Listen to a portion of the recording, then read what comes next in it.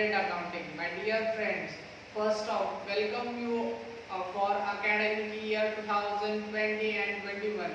दोस्तों मैं आज आपको एक अच्छा और बड़ा इंटरेस्टिंग टॉपिक के बारे में बताने जा रहा हूँ जो आपके लिए बड़ा ज़रूरी है और बड़ा अच्छे मार्क्स देने वाला चैप्टर है। थोड़ा बड़ा है लेकिन मार्क्स भी आपको बहुत ज़्यादा देने वाला चैप्टर है जिसका नाम है कंपनी फाइनल अकाउंट। ओके, अभी ये फाइनल अकाउंट जो वर्ड है ना, ये आप लोगों का जाना पहचाना वर्ड है क्योंकि आपने 11th स्टैंडर्ड में भी फाइनल अकाउंट किया था, 12th में भी फाइनल अकाउंट किया था, FY BCom में भी फाइनल अकाउंट किया था। इस साल भी आपको फाइनल अकाउंट करना है। तो आप बोलोगे सर इसमें चेंज क्या है? तो 11th 12th में हमने पार्टनरशिप फाइनल अकाउंट किया था, FY BCom में हमने चैरिटेबल ट्रस्ट का फाइनल अकाउंट किया था। इस साल हमें कंपनी का फाइनल अकाउंट करना है। कंपनी का फाइनल अकाउंट करने के हिसाब से हमें कंपनी का एक्ट भी पता होना चाहिए। पहले कंपनी का एक्ट था 1956, लेकिन अभी अमेंडमेंट होके 2013 का कंपनी एक्ट है। 2013 के एक्ट के हिसाब से कंपनी फाइनल अकाउंट का कुछ रिवाइज शेड्यूल है। सो रिवाइज शेड्यूल मतलब फॉर्मेट एज पर शेड्यूल 3 के हिसाब से कुछ फॉर्मेट है। बच्चों को एक्चुअली कंपनी फाइनल अकाउंट का फॉर्मेट थोड़ा बड़ा होने की वजह से डर लगता है, लेकिन मैं आप लोगों को बताना चाहता हूँ कि कोई जरूरत नहीं डरने की, हम इसको इतना सिंपल करके पढ़ेंगे। आप लोगों को सबको पता है कि अगर फाइनल अकाउंट करना है तो दो चीजें जरूरी है, एक तो प्रॉफिट एंड लॉस अकाउंट जरूरी था और एक बैलेंस शीट का स्टेटमेंट जरूरी था जो हमने पहले करते थे। इस साल हमें क्या करना है? प्रॉफिट एंड लॉस ही बनाना है, लेकिन अकाउंट की जगह हमें स्टेटमेंट बनाना है। बैलेंस शीट पहले भी बनाते थे, अभी भी बैलेंस शीट बनाना है। पहले के मुकाबले और अब के हिसाब से अगर हम देखें तो तब का बैलेंस शीट और अभी profit and loss normally horizontal था, अभी बस हमें वो वर्टिकल लिखना है, इतना सा डिफरेंट है। और तब हम कोई भी चीज लायबिलिटी में कहीं पे भी लिख देते थे, एसेट की कोई भी चीज कहीं पे भी लिख देते थे, प्रॉफिट एंड लॉस की कोई सी भी चीज एक्सपेंडिचर होगा तो डेबिट साइड में, इनकम होगा तो क्रेडिट साइड में लिखते थे। लेकिन कंपनी फाइनल अकाउंट में हमें रिवाइज शेड्यूल के हिसाब से जो चीज जहाँ पे जगह दी है, सबकी जगह सेट है, उस जगह पे हमें वो चीज डालनी है। ये हमारे लिए इस साल का सबसे इम्पोर्टेंट इस चैप्टर का टारगेट होने वाला है। सो हम अभी शेड्यूल इसका जो भी फॉर्मेट है उसके तरफ जाएंगे। सबसे पहले मैं आप लोगों को पार्ट 1 बताना चाहता हूँ। यहाँ पे दो पार्ट है, पार्ट 1 में बैलेंस शीट और पार्ट 2 में प्रॉफिट एंड लॉस अकाउंट है। यहाँ पे मैंने लिख के रखा है क्योंकि आपका टाइम वेस्ट नहीं होना चाहिए। ओके, तो सबसे पहले पार्ट 1 में हम बैलेंस शीट समझेंगे। ओके, कैसा होता है ये बैलेंस शीट? बैलेंस शीट की तरफ जाते हैं तो सबसे पहले मैं आपको बताना चाहता हूँ बैलेंस शीट एज ऑन 31 मार्च। यहाँ पे डेट हम लोग हमारे हिसाब से लिखेंगे, अभी 2020 लिख सकते हैं। ओके, सो यहाँ पे नॉर्मली दो साइड नहीं है, ये यहाँ पे हमें वर्टिकल लिखना है, पर्टिकुलर इक्विटी एंड लायबिलिटी, और इसके नीचे एसेट्स के लिए जगह नहीं थी इसलिए मैंने एसेट्स यहाँ पे लिखा, नहीं तो मैं यहाँ पे नीचे भी लिख सकता हूँ। ओके, सो मैं आप लोगों को समझाना चाहता हूँ कि सबसे पहले बैलेंस शीट में आप लोगों को पता है दो साइड्स थी, एक थी लायबिलिटी और दूसरी थी एसेट। यहाँ पे भी सेम है, सबसे पहले लायबिलिटी है, लायबिलिटी में इक्विटी एंड लायबिलिटीज दी है। इक्विटी मतलब इक्विटी कैपिटल होता है जो शेयर होल्डर्स का होता है, लायबिलिटीज भी कुछ दी है। सबसे पहले ए पार्ट है। ओके, यहाँ पे ए पार्ट में कुल मिला के 4 चीजें दी गई है, बस 4 चीजें हमें ठीक से करनी है और उसके अंदर जो भी आता है वो करना है। सबसे पहले पहली चीज है शेयर होल्डर फंड्स। अभी लायबिलिटी में इक्विटी भी होता है और इक्विटी मतलब क्या होता है कि शेयर होल्डर का फंड होता है। शेयर होल्डर कौन होता है? आप लोगों को पता है कि owner of the business share holder होता है। तो शेयर होल्डर का क्या क्या फंड बिजनेस में हो सकता है? तो सबसे पहले उसका शेयर कैपिटल होता है, जो हम 11th स्टैंडर्ड से कर रहे हैं कि शेयर कैपिटल ये किसका फंड है? शेयर होल्डर का फंड होता है। उसमें आप लोगों को पता है ऑथराइज कैपिटल आता है, ensure capital, subscribe capital, called up capital, okay, paid up capital, और अगर उसमें से कुछ शेयर्स कॉल्स इन एरियर्स हो गए तो हम उसमें से लेस भी करते हैं। सो ये हमारा शेयर कैपिटल है, उसके लिए हम नोट नंबर 1 बनाने वाले हैं। तो आगे जाके हमारा जो दूसरा कंटेंट है मतलब बी, रिजर्व एंड सरप्लस, मतलब देखो बच्चों, हम प्रॉफिट एंड लॉस अकाउंट बनाएंगे, उसमें से हमें जो भी प्रॉफिट मिलेगा वो यहाँ पे आएगा, सरप्लस होगा। सरप्लस का एग्जांपल मैं आप लोगों को देना चाहता हूँ कि जैसे कि शेयर प्रीमियम है, ओके, वो यहाँ पे आएगा, उसके लिए हम 2 नंबर की नोट बनाने वाले हैं। उसके बाद money received against share warrant, share warrant के अगेंस्ट जो मनी रिसीव्ड होती है वो भी शेयर होल्डर का ही फंड होता है, वो हम यहाँ पे लिखने वाले हैं, उसकी नोट बनाने की जरूरत नहीं है। ओके, आगे बढ़ते हैं। जैसे फर्स्ट हमारा जो था पॉइंट, उसमें 3 चीजें थी, याद रखना है। पहली थी शेयर कैपिटल, दूसरी थी रिजर्व एंड सरप्लस, और तीसरी थी money received against share warrant. अभी दूसरी चीज देखनी है, share application money pending allotment. Share application money pending allotment अगर होगा तो वो यहाँ पे लिखना है, इसके लिए कोई नोट बनाने की जरूरत नहीं, बड़ा सिंपल सा है, अगर आपके प्रॉब्लम में दिया गया होगा तो वो हमें लिखना है। ओके, उसके बाद थर्ड और बड़ी इंपॉर्टेंट चीज है नॉन करंट लायबिलिटीज। लायबिलिटीज आप लोगों को पता है, मतलब किसी भी पर्सन की अगर हमें कुछ पैसे देने हैं तो उसे हम लायबिलिटी ट्रीट कहते हैं।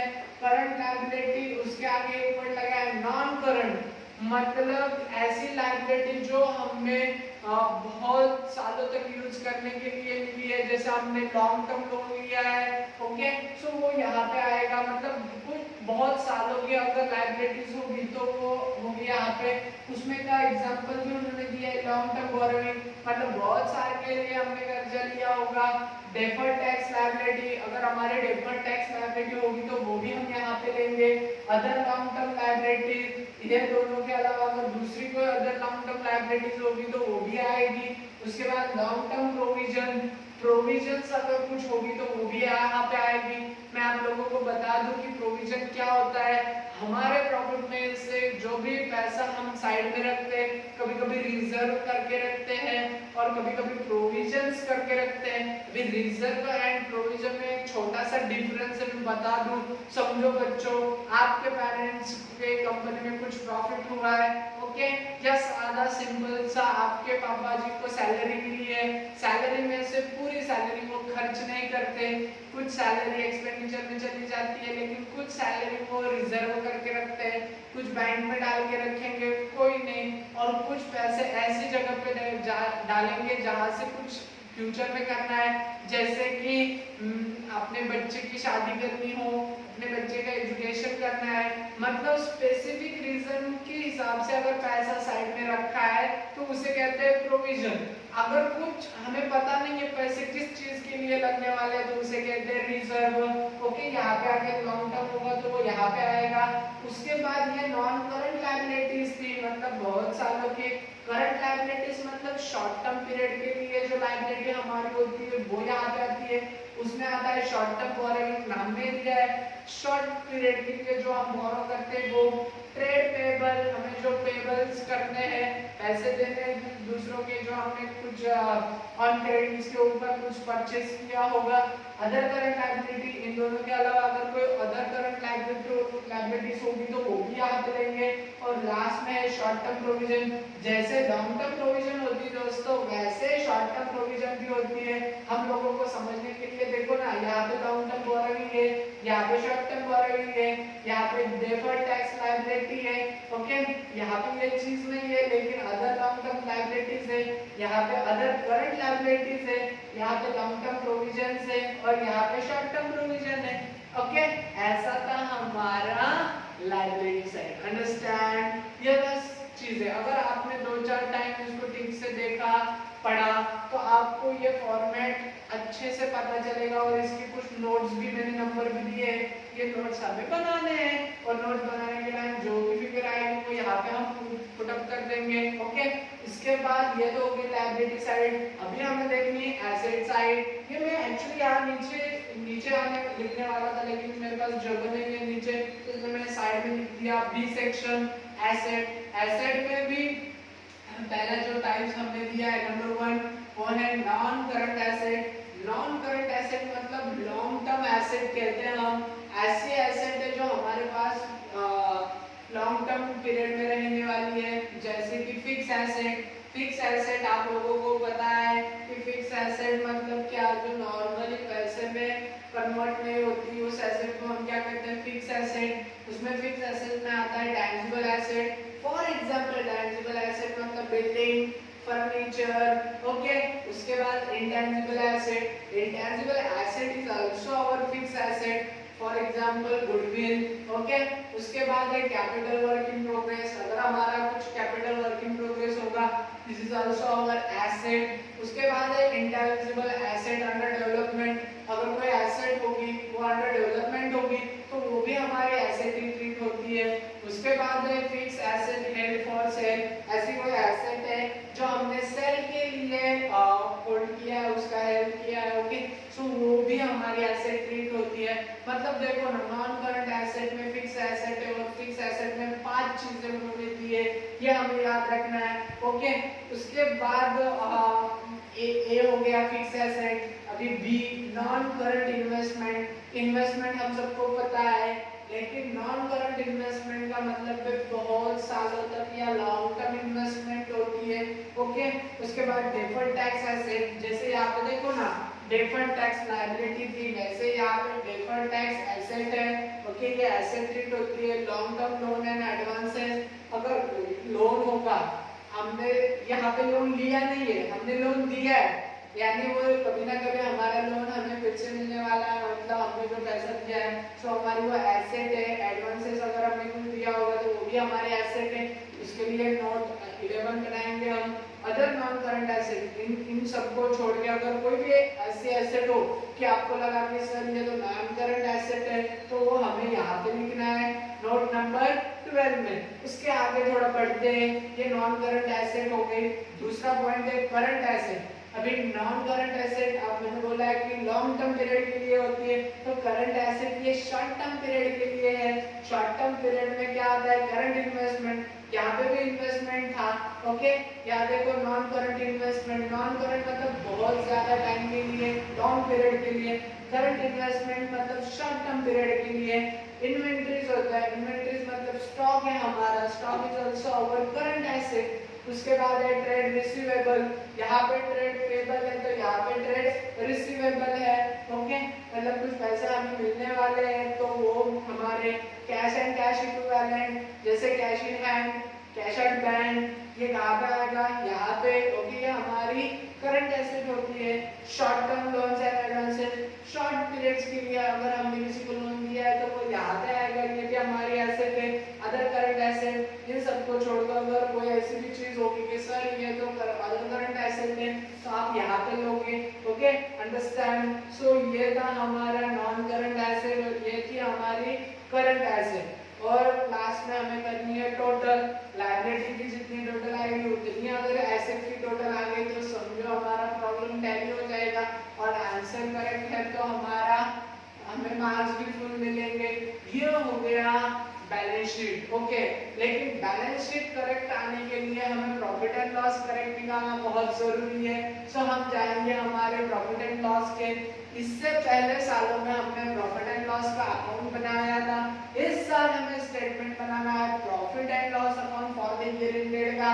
चलो तो देखते हैं हम बच्चों की अभी ये स्टेटमेंट में हम क्या क्या देखने वाले हैं। तो मैं आप लोगों को बता दूं, अगर आपको पुराना प्रॉफिट एंड लॉस याद आ रहा है तो उसमें क्या किया था हमने, profit and loss have two sides, one is debit and second is credit. Debit side में हमने ऑल एक्सपेंसेस एंड लॉसेस लेते थे और क्रेडिट साइड में हम इनकम एंड गेन्स।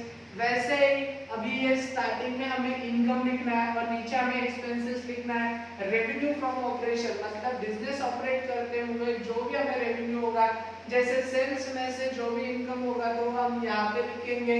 उसके बाद अदर इनकम या सेल्स के अलावा भी अदर इनकम होता है, जैसे रेंट रिसीव हुआ, कमीशन मिला, ऐसा कुछ अगर इनकम हुआ तो वो यहाँ पे लिखेंगे। इन दोनों की टोटल करेंगे तो हमें टोटल रेवेन्यू मिलेगा, रेवेन्यू मींस इनकम, ओके। सो वो जो इनकम होगा वो यहाँ पे लिखेंगे। अभी इनकम में से हमें एक्सपेंसेस लेस करना पड़ेगा, तो expenses cost of material consume, material consume के लिए जो भी कॉस्ट लगेगी वो यहाँ पे लिखना है। Purchase of stock in trade, अगर हमने स्टॉक इन ट्रेड परचेस किया है तो वो यहाँ पे लिखना है। Change in inventories of finished goods, work in progress and stock in trade अगर होगा तो वो 22 नंबर की वर्किंग नोट में हम यहाँ पे लिखेंगे। उसके बाद है एम्प्लॉय बेनिफिट एक्सपेंसेस, अगर मैं इसकी एग्जांपल दूं एम्प्लॉय बेनिफिट एक्सपेंसेस, जैसे एम्प्लॉय को सैलरी देते हैं, वेजेस देते हैं, मतलब दोस्तों अगर आपको ऐसा लगा कि सर इसमें एम्प्लॉय को कुछ दिया जा रहा है तो वो यहाँ पे लिखना है एम्प्लॉय बेनिफिट एक्सपेंसेस में। उसके बाद है फाइनेंस कॉस्ट। अब ये फाइनेंस कॉस्ट क्या होती है, एट द टाइम ऑफ हमें जब पैसों की जरूरत होती है तो हम लोन लेते हैं, लोन कोई हमें फोकट में देता नहीं है, अगर हमने लोन लिया तो उसके ऊपर हमें इंटरेस्ट देना पड़ेगा। Interest is our finance cost, okay. अगर हमने डिबेंचर लिया है तो उसके ऊपर हमें इंटरेस्ट देना पड़ेगा, वो जो कॉस्ट होती है वो फाइनेंस कॉस्ट होती है, वो हमें यहाँ पे लिखनी है।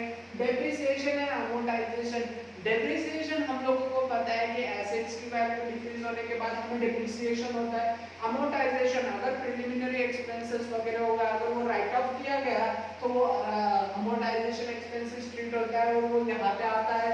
और उसके बाद अगर ऐसा आप लोगों को लगा कि ये एक्सपेंडिचर है और इन सब चीजों में नहीं जा रहा है तो वो अदर एक्सपेंसेस में हम लिखेंगे, और उसके लिए भी हम एक नोट बनाएंगे, उस नोट को कहते हैं हम 26 नंबर की नोट। फिर इस टोटल एक्सपेंसेस की टोटल करेंगे, यहाँ पे इनकम की टोटल की है, इस इनकम की टोटल में से एक्सपेंसेस की टोटल अगर हम माइनस करेंगे तो हमें मिलेगा नेट प्रॉफिट बिफोर टैक्स।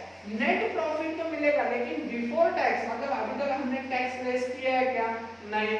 उसके बाद हम less provision for tax of current year, जो भी करंट ईयर का टैक्स होगा वो हम क्या करेंगे, यहाँ से लेस करेंगे। फिर हमें मिलेगा प्रॉफिट फॉर द पीरियड, मतलब इस साल का हमें एग्जैक्टली प्रॉफिट मिलेगा। ऐसा सब होता है प्रॉफिट एंड लॉस अकाउंट में, ओके। ये पूरा जो फॉर्मेट था वो हमारा कंपनी फाइनल अकाउंट का फॉर्मेट था, ओके। और बहुत सारी चीजें होंगी इसमें, जब हम प्रॉब्लम स्टार्ट करेंगे तो वो भी आपको समझ में आ जाएगी। Understand, thank you.